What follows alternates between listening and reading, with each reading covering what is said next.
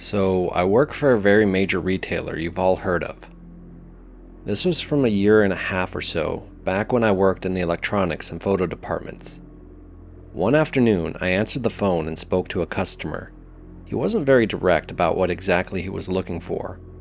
At first, he said he was looking for a gift for a family member that he hated. He said he wanted it to be something they would accept because of the obligation, but would absolutely hate. I asked if he was looking for a type of a gag gift, and he dodged my question. Instead, he started asking me what I would buy if I wanted to get a gift for a family member like that. I said I wasn't sure, but maybe a movie or some music they didn't like would be a good choice. Then he surprised me by asking what type of movies I liked watching.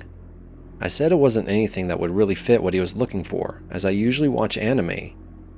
Next, he asked if that was something I'd want to watch over dinner. I said I certainly do watch it while I eat dinner sometimes, not knowing where he was going with this. Then he said, "No, I meant with me." I laughed nervously and told him no. Then I quickly changed the subject back to what he was looking for, and he asked if we had a certain TV series in stock. I told him I'd go check.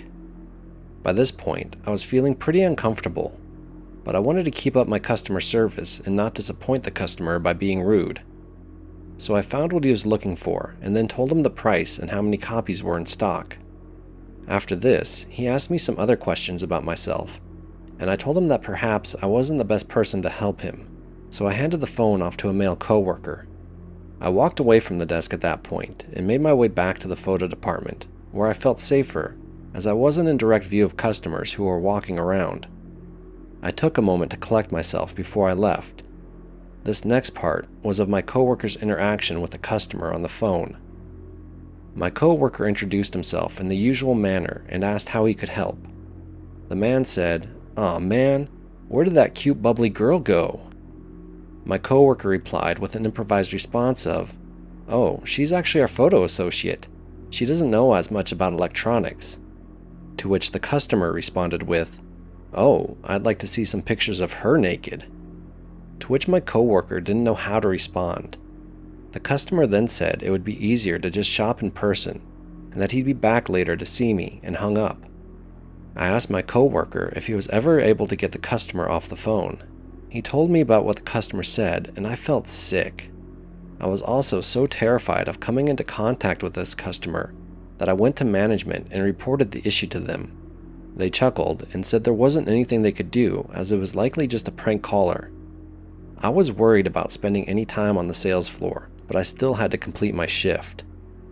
That evening, I was terrified. I politely asked the male coworker to walk me to my car. He obliged, and we saw no trace of the creepy guy anywhere, and I've never heard from him ever since then.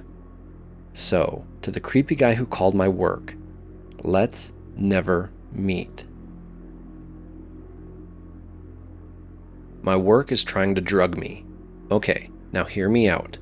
I know this sounds crazy, but let me explain. I work at a pretty popular restaurant not far from where I live. I can't tell you my position in case any coworkers or people I know see this, but I handle a couple of little things around there. The other day when I was working, I was a little busy ringing people up trying to pay for their food, and I asked my coworker to get me a refill. He does get me a refill, and all is fine. I woke up feeling energized and completely healthy. I drink half of my drink and I start getting really sleepy and dizzy, and thankfully another coworker notices and stays with me until it's time to clock out. I go home and I legit pass out on my couch with my family. I don't think much of it until later when I wake up, like very forgetful and stuff, but let it go. A few days later, I'm working with another coworker in my position and we have plans that night to hang out. When we're done with our plans, we come back to the restaurant where the other workers are still there drinking. This is allowed at my restaurant after hours. Well, we come in and talk with everyone, and my manager and his brother are asking if I'm wanting something to drink, something like alcohol. But I have to drive later, and it's already late at night. I tell them I'm okay, and then they ask, "Not even water?" This will be important for later. And again, I tell them no, I'm okay. They end up making my coworker a drink, and make me one that I put into a to-go cup and take to my friend's house. Well, I end up giving it to my friend, and eventually I leave her house. She drinks it the next day and feels completely out of it. She's older and has drank alcohol before with no issues ever. She tells me this and what happened to her, and it was the exact same thing that happened to me days before. Now, for them asking me if I want water, water is a street name for GHB, a date rape drug, I think that's what it's called. And I talked to my mom and asked her about symptoms, and I now have no doubt in my mind that my coworkers were going to try and rape me, or who knows what, if I would have drank it at the restaurant the night before. If it wasn't for my coworker the first day, who is a guy looking out for me, I don't know what would have happened, but I refuse to eat or drink anything my other male coworkers try and give me. I hope someone sees this and learns from this, because I never would have thought they would do that to me. So I work at a multi-billion-dollar retail chain, and besides my main other department, which is also in the back room, there is a second department I'm cross-trained in that I work in for a couple of hours each morning and every Saturday accepting deliveries. Now, I'm of average build, not overweight, but not as slender as I used to be. I have kids, so I have a bit of a mommy tummy that I fought to get rid of for years. I think I look average, but used to get a lot of attention back in the day from young men, around when I was in my 20s. I'm now in my mid-30s, and though I look a little younger, it's not by as much as it used to be. These days, the only guys eyeing me up are 10 plus years older than me, and yeah, usually not attractive either. I'm married and not looking for a replacement. I love my husband. There's a good variety of delivery drivers who deliver to my store, and I know many of the regulars by name. Every now and then, there's a new driver or a substitute driver for one of the companies, but for the most part, it's the same people. So, there's a regular driver who comes in every Saturday to deliver milk. We'll call him Mike. He's mid-50s and nearing retirement age for the company he works for. He's friendly and cheerful and always greets everyone happily. He also loves making jokes. He even does the shave and a haircut 2 bits knock on our bay door when he arrives. I've always thought he was pretty cool, and even said he was my favorite delivery driver since he's so nice. I think he may have gotten the wrong idea though. When I first started there, the other lady who used to substitute in that department warned me that Mike was a terrible flirt and that he liked to try to get with all the ladies. I kinda shrugged it off. I didn't think it was a big deal. Over the past year, he said that I'm his favorite receiving person and that I'm beautiful. He has been very flirty and even asked me out on lunch dates. I have always declined and told him that I'm married. This hasn't deterred him in the least. He could care less about that. Mike has gotten friendly enough to even show me pictures and videos of trips he's been on and whatnot. Last week, he showed me a video of the drive up his driveway and views around his 300 acres of land. I thought that was rather odd though. I mean, why show someone your driveway all of a sudden and show off your land? What was his goal in this? He started calling me a nickname recently too, which no one had ever really called me, as it was something only my creepy dad ever called me. Even my husband knows to steer clear of that nickname, because it triggers me. It's an obvious nickname for my name, but no one uses it. Kinda like Mike is a nickname for Michael or Kate for Caitlin. Well, yesterday, just before he left, he said something I wasn't expecting. Mike asked me if he could shrink wrap me and take me with him. I gave him a firm and immediate no. This immediately made me think of a murder that happened in my area before I moved out there, where a woman was saran wrapped by her boyfriend and dumped naked and saran wrapped on the side of the highway. The police were never able to connect the guy to the murder, even though the local news knew he had to be the one who did it, and I was told he left the area after that. The more I think of his question, the more creeped out I get. I wonder if I should report it to management, or just tell him to cut that crap out the next time I see him as a warning. My company prefers people to tell harassers to stop before reporting an issue, but I'm not sure if this falls into that category or is creepy enough to be something I should just report right away. What do you guys think? All I know is I'm really uncomfortable having to see him again next Saturday when he delivers again. Here's an update. I told my manager what had happened. A few days later, they said that ethics was on it, so it was being handled outside of the store. Delivery day came and he never showed up. I was told that he was no longer able to deliver milk to this store, or even shop here. We'll have to arrange for a new milk delivery, but I'm so glad I'll never have to see him again. So, creepy delivery guy that used to deliver milk at my store, may we never meet again. For context, I'm a 5'3", 24-year-old female and work as a programmer for an IT company in the Philippines. Now, the area where my office is in comprises of 3 buildings. Building A, where my office is at, Building B, and Building C. To get to the other building, it would take you like around 10 minutes to get there. Important for later. This happened to me a year ago, around the end of February until March. I just got out of a bad breakup at that time, and I really intended to just focus on myself and not meet anyone yet. I just got out of work, and it's around 7 p.m. on a Friday night, and went to my usual waiting spot, which has benches and is located at the back of our building near the entrance of the underground parking, for our company's shuttle, and Omar, the shuttle dispatcher, is there. Now, I know Omar for 2 years, and is someone I considered now as a friend, and we would often chat about our lives, even the breakup with my ex then, and joke around. He's a 40-plus-year-old guy, and he gives me out this big fatherly vibe, so he is really someone that I trust. That night, he was there and was someone new that I didn't recognize. Our convo went like this. Omar: "Oh, hi, OP. Good thing you're here. I would like you to meet someone, since he told me he really wants to meet you for a long time now." And then this guy stood up and shook my hand. I greeted him as just to be polite, and this new guy, let's name him Ray. He's average looking and a little shorter to my height, about 5'1", and he instantly gave off a vibe as soon as I shook his hand. I thought that would be the end of it, but he proceeded to talk to me for a few minutes while I waited for my shuttle to arrive. Omar has purposely left me and this Ray guy so that we could talk and get to know each other. I'm actually puzzled at this point because, 1, I have no clue who this guy is, and why would he be so eager to meet me?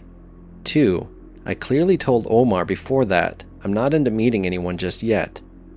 But for the sake of being polite and nice, I talked to Ray, but we never reached any personal questions, exchanging numbers, social media accounts, or even telling him my full name. I just told him my nickname, and I left it at that when I finally got onto the shuttle. Fast forward to a week and Friday again.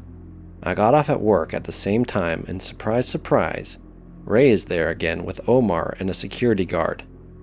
They were chatting, but as soon as I came, Ray instantly greeted me, and at this point, I'm a little creeped out as I expected our encounter would only be a one-time thing. I just said hi and brushed him off and sat on the benches to wait for my shuttle again. And of course, as this guy doesn't seem to know the definition of personal space, he sat beside me and talked to me again, but this time he's asking for my cell phone number.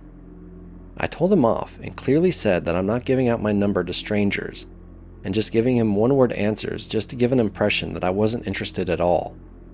He would ask, "Why wouldn't you give your number? I just want to be friends." And I could see in his face that he was getting frustrated every time I told him I wasn't giving it to him. This happened while Omar and the security guard were looking at us from afar, but this went on until I got on the shuttle again. As soon as I got home, I mindlessly scrolled through my timeline and saw a notification that I have a new friend request, and guess what? It's Ray, and he even messaged me with a, "Please accept my friend request."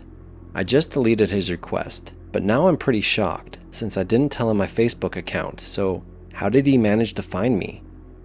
The following day was the last straw when I decided to get off at an earlier time so that I could avoid him, but to my surprise, he was there, again, waiting for me, along with Omar and the security guard. Ray immediately ran up to me and said hi, but I brushed him off and dreaded the fact that I would have to wait with this creep again when I saw my shuttle wasn't there yet. He immediately asked me if I accepted his Facebook request, and I decided to play dumb and said I hadn't been active on Facebook and I hadn't seen any requests. He got disappointed and fiddled with his phone for a bit, and then revealed his phone to show my Facebook profile and asked me if that was me. I said yes, and this time I was completely ignoring him at this point and playing with my phone, and told him that I wasn't going to accept his request because I didn't know him. And then Ray grabbed my phone out of my hands angrily and said he was going to add himself using my Facebook account if I won't. I muttered a "what the actual fuck" and grabbed my phone from him, and with perfect timing, I got on the shuttle in a hurry and told the driver to go. At this point, I could confirm that this guy could be stalking me, and knows my daily schedule and social media accounts. I reported this incident to my manager, and told her how this was already happening for some time now.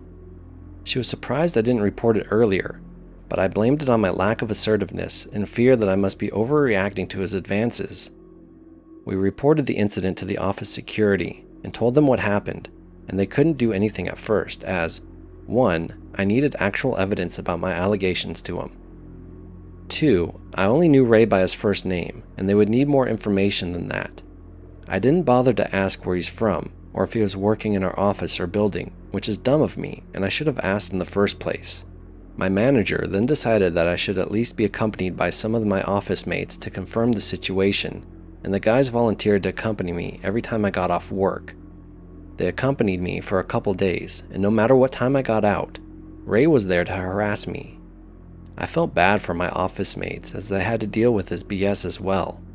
For instance, when he saw I was with an office mate, I could see the visible anger in his eyes, and he would try to butt into our conversations, even if we were ignoring him. At one point, when I was talking to my office mates, he let out an exasperated sigh and said, "OP, can I talk to you for a second, please?"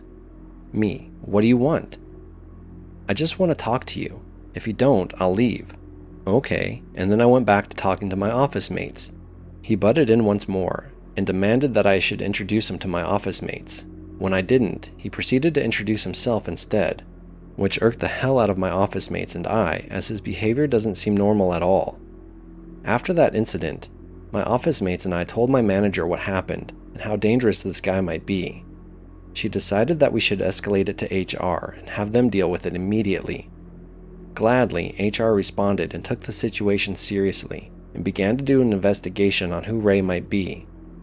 Same day, they sent an email that after searching through records, turns out Ray wasn't an employee of our office and they might need to talk to building security to find out more about this guy.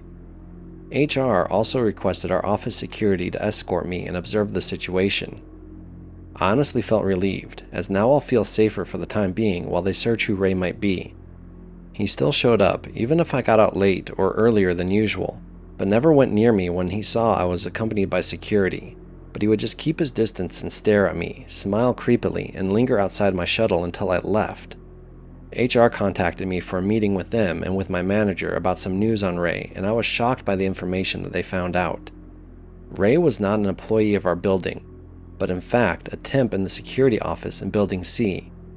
I then thought, okay, this creep is really putting an effort for someone who is clearly not interested, and if he's a temp, meaning there's a chance I won't be able to see him after this. But then, what HR said chilled me to the bone. He was a temp, assigned to work on the security cameras, meaning he had access to all of the building cameras. It has been his way to spy on me, and the reason why he was able to be there at the exact time I got out.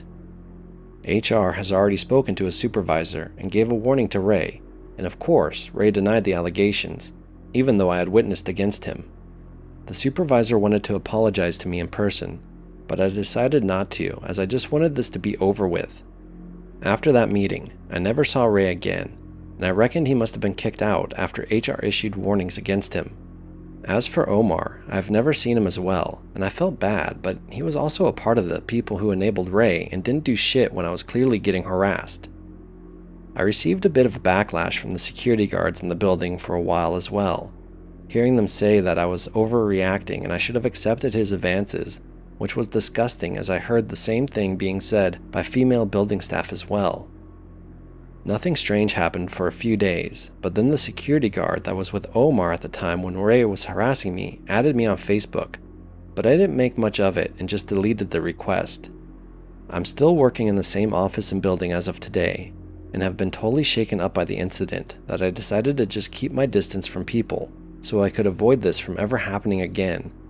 And to Ray, no means no, and let's not meet again. When I was in college, I found myself Ubering to make money. This was in Southern California, and LA at the time was a constant flow of work.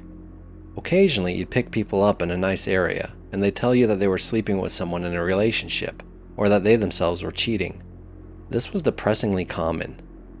I think that saying what they were doing to someone gave them a weird kind of relief. Once I drove someone from Hollywood to Hemet, California.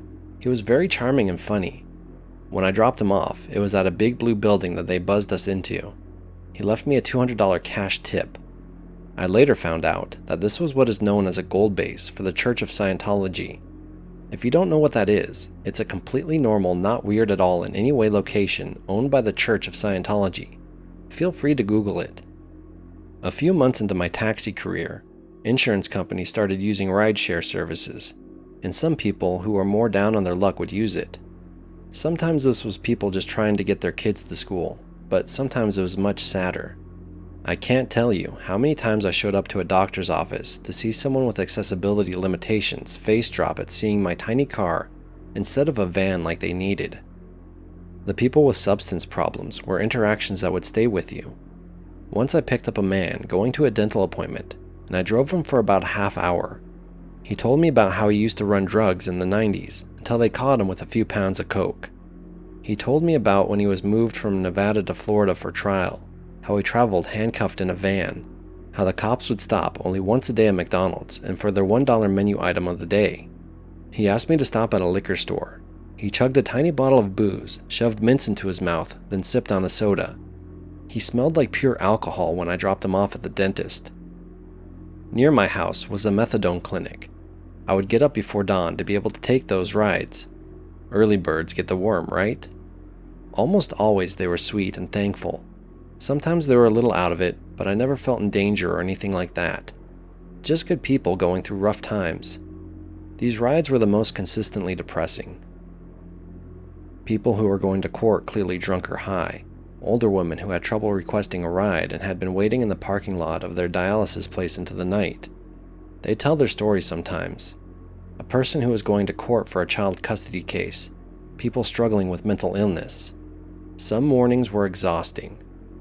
Being up that early, you'd hit another crowd that I had never anticipated. Funeral goers. The saddest funeral ride was when a man and a woman got into my back seat. Rather than speaking to me, the man handed me a neon printout of a map of a cemetery with instructions on what plot to go to. With, "Hello, I'm attending my father's funeral. My wife and I are deaf. Please follow these directions," written on the back of it. The whole ride I could hear them signing to one another and trying not to cry. There were also the retired gamblers.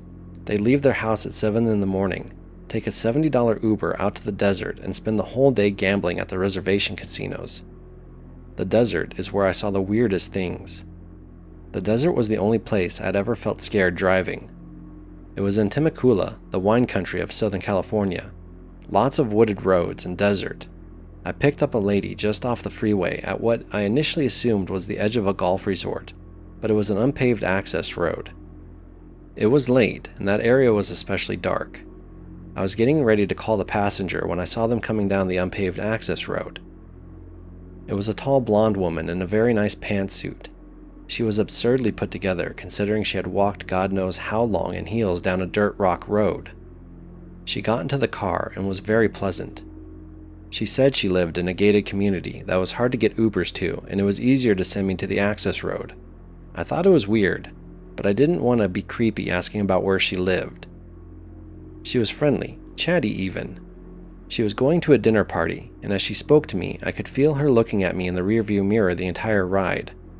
We drove a half hour away from the freeway, to one of those rural chic neighborhoods that you would hear celebrities had huge parties at. Eventually, we reached the address, which was a paved road lined with trees. She told me to keep driving, and I didn't think much of it, because again, we were in a mansion-style neighborhood. We hit a white ranch-style fence after a minute or so going down the road. That was when I started to feel a bit uneasy. There were around a dozen no trespassing signs, and one of those classic, "Forget the dog, beware the owner" signs with a guy pointing a pistol at you. I thought it was more than a little blunt to have that many signs, but hey, not my property. We drove for about a minute when we came to another fence. It was at the top of a hill, and it overlooked a barn with some lights in the distance. I know this sounds weird, but it was unpleasant. I couldn't put my finger on it. It was just a barn with what looked like a barbecue going on. but being out in the woods without any light had me freaked out. The passenger told me I could just slide the gate open. As I approached the fence, I saw some signs that made me stop cold. Off to the side of the gate, not quite in the dark, but on the fringes of my headlight, there were metal signs with bullet holes through them, swastikas and Confederate flags brightly displayed. SoCal has a lot of white supremacist pockets.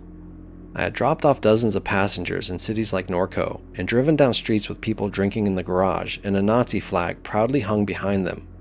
It wasn't my favorite, but I wasn't spending any time in those neighborhoods more than I needed to. This was different though. It was after 11 p.m. at night and I had no idea where I was. I opened the gate, and down the road I saw what I assumed were cell phone flashlights lighting up and coming up the incline. This made me very uncomfortable. I went back and I told the woman that I didn't think my car could make it back up the hill if I went down it. "What are you talking about? Just take me, it's right there." She was getting more heated and I could see the lights slowly making their way up the hill. She kept telling me I needed to cancel the ride and that she wouldn't pay to not be taken the entire way.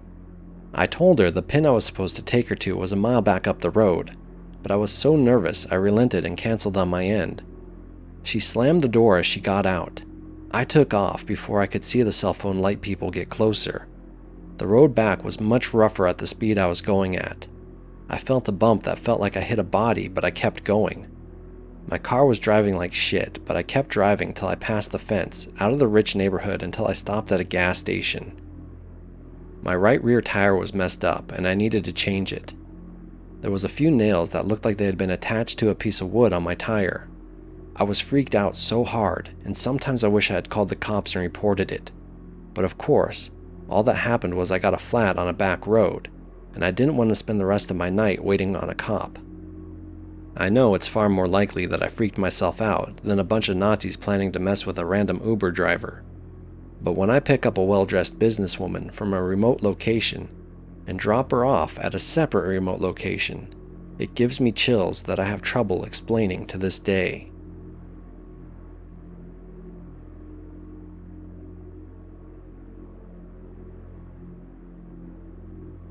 So, years ago, early 2013 or so, I had been looking for someone to date online. I had a couple of ads on Craigslist. I had had success of sorts off of that website with dating in the past, so I was trying again. I remember just writing a little about myself and asking for something like a unique date idea or a story or something like that. A number of guys messaged me, but no one really stood out at all. I replied to most of the emails I got, and I believe I wasn't using the relay system at the time because I figured it was just an email address. What was the harm in that? As you can see where I've posted this story, obviously I was wrong about that. So a guy eventually messages me, asking all these various questions about me. He seemed to know a lot more information about me though than I had ever divulged on Craigslist. He knew things like old usernames I had used in the past and even described my appearance, which I had not even posted. He told me he knew where I worked and would like to meet me someday. I got really creeped out by all of this. I had no idea where he had gotten this information from, and him knowing what I looked like was scary as well, especially since he supposedly knew where I worked. I blocked him and ended up taking down the ad. Then one day at work, I worked for a major retailer in a very bad part of an already crime-ridden city. A man came up to me and asked if I was this old username I had forever ago. I went pale and felt my legs turn to jello. There was no way that anyone out there would ever know to associate me with that username. I said no, and that I didn't know what he was talking about. He went on to describe other details about me, which I later figured out were available on my old MySpace page. When I got home later, I logged into that account and deleted just about everything about myself on that site. I kept denying everything he asked about, and he eventually gave up, and I hurried off to another area in the store. I was terrified to go home after that, and if I remember correctly, I had a coworker walk me out to my car. I never did see that guy again after that, and I sure hope I never will. I live in another state now, so it's not likely he'd ever find me out here.